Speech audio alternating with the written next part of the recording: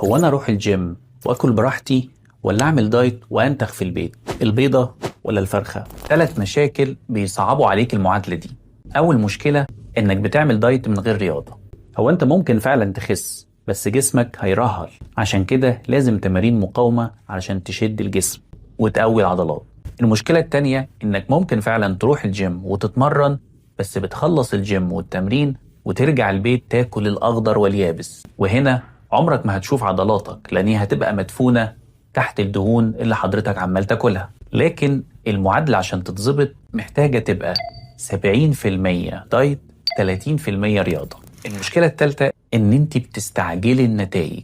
الاستمرارية أهم من القوة، واللي قبلنا قالوا قليل مستمر خير من كثير متقطع. ابدأ بتمشية وتخفيف أكل، المهم إنك أنت تستمر. لو وصلت لهنا اعمل فولو وتأكد إنك بطل. يلا علشان نبدأ الرحلة سوا.